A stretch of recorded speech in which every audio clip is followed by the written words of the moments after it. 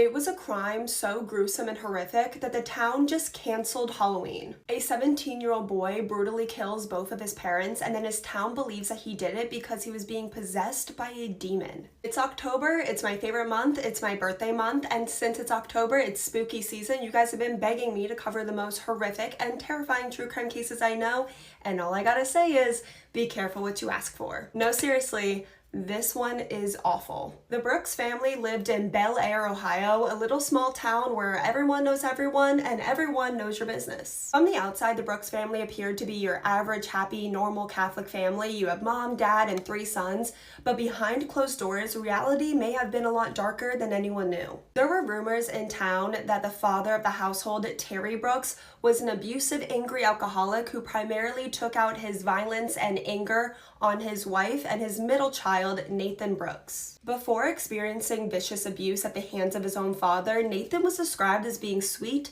happy, and gentle, but as he got older, he became more withdrawn and just sad. As a young boy, Nathan was a devout member of his Catholic church. He was an altar boy. He was also very close with his priest and also wanted to be a priest himself when he grew up. But pretty much everything that described Nathan Brooks did a full 180 in his teen years. Don't know an exact age when these disturbing behaviors started, but what I do know is by the time that Nathan was 17 years old, and it was the summer before his senior year started, Nathan became fascinated in the occult and also Satanism and became obsessed with serial killers. He started experimenting with mind-altering substances, hallucinogenics, and also dabbling in his own satanic rituals. Nathan was confronted by his older brother who found him hiding animal bones in his bedroom, including the skull of a baby lamb. His older brother also accused Nathan of tormenting and torturing neighborhood cats. It was also this summer that Nathan got a part-time job at a nursing home, which seems nice,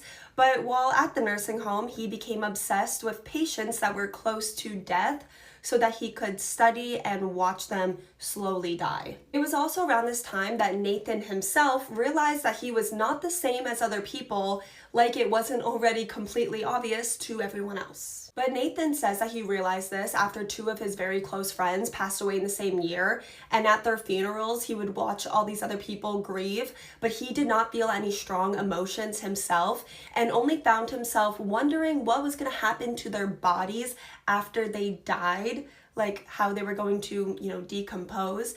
And he also began to question if he was evil. When senior year started in the fall, teachers and students alike both realized that this Nathan Brooks that came back for senior year was not the same Nathan that had left for summer break. This Nathan was very odd. He was drawing satanic symbols in his notebooks as well as other really, really odd things like God is dead and Satan is good and Satan is my BFF. Nathan was also signing all of his school assignments under the name Nathan Brooks, Master of Death. And for all of these odd behaviors, Nathan was sent to talk to the school counselor, and the school counselor thought that Nathan was very nice until Nathan told her that he was going to cut off her head and leave her body on the side of the road. Big yikes. The school counselor called Nathan's mom and told her what Nathan said to her, and Nathan's mom told the school counselor that Nathan was just going through a phase. So what exactly has happened to Nathan? What caused this teenage boy to drastically change everything about himself and his behavior in what seems one summer? And as the first month of Nathan's senior year came to a close at the end of September 1995, Nathan's behavior only got worse. And then 1 month before Halloween on September 30th, 1995, while both of his parents slept, 17-year-old Nathan shot his father, 53-year-old Terry Brooks, in the head 3 times. He then used a hatchet to kill his mother, 51-year-old Marilyn Brooks. He then used a sharp weapon on her 10 times and then attempted to crucify his mother onto the wall. Nathan then used a hacksaw to remove his father's head, then said that he performed a ritual on it, and he said that he felt Satan's love while he was doing this, and then Nathan put his father's head in a punch bowl in the living room. Nathan's younger brother, 16-year-old Ryan, was not home that night, but he was supposed to be. He was over at a friend's house playing video games, but time kind of escaped them. They didn't realize how late it had gotten, and around 1 a.m. Ryan called his house to, tell his parents where he was, and tell them, you know, I'm probably just gonna stay the night over at my friend's house.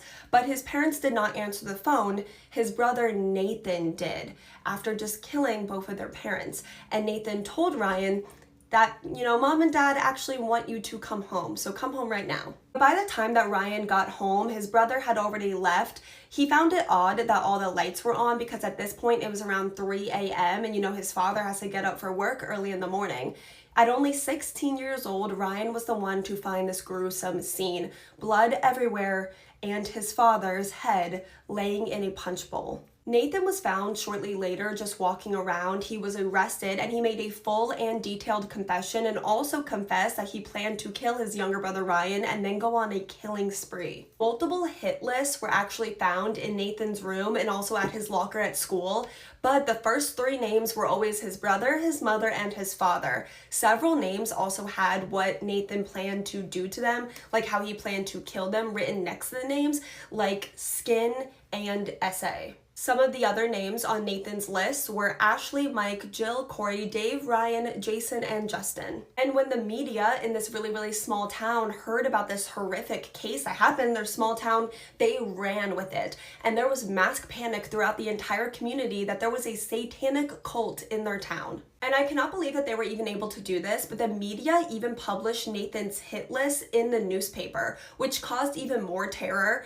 because Nathan's hit list did not include last names. So if you are someone named Ashley, Mike, Jill, Corey, Justin, or Jason, and you think there's a satanic cult now in your town because that's what the media is putting out there, you now think that you're gonna be next. And after this horrific crime and all of the panic in the community, there were some teens that tried to pull some pranks that the media completely blew out of proportion as proof of these cults in the area. Reportedly, children became afraid of their own friends and their own family members and did not trust anyone. People in the town also believed that Nathan was possessed by a demon at the time of the crimes because of his drastic change in behavior, and also apparently in the weeks before the murders, Nathan would often complain about smelling rotten meat, which apparently, I guess, is a sign of someone being possessed by a demon. The more you know, right? And then on October 12th, less than 2 weeks after the murders, the mayor actually canceled Halloween for that year, which made people even feel more frightened because now if the mayor feels unsafe, then we must be unsafe. Nathan, at only 17 years old, was being tried as an adult on 2 counts of murder, which he pled not guilty for by reason of insanity.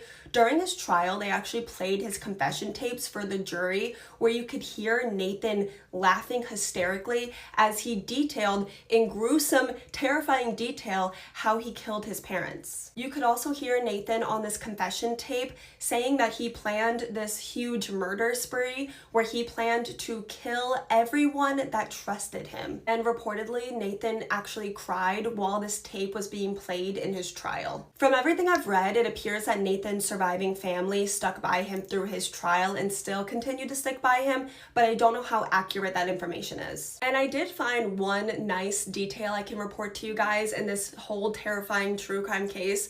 So you remember the youngest Brooks brother, Ryan Brooks? He was only 16 years old when this entire thing happened.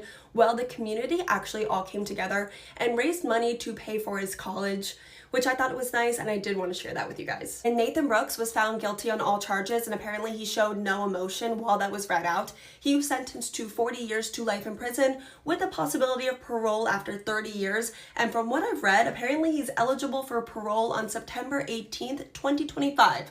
So less than 1 year away. And if you watched the end of this video, thank you so much. Please leave me all your thoughts in the comments, what case you want to see me cover next. But until then, I love you guys so much, and I will see you guys tomorrow with another case.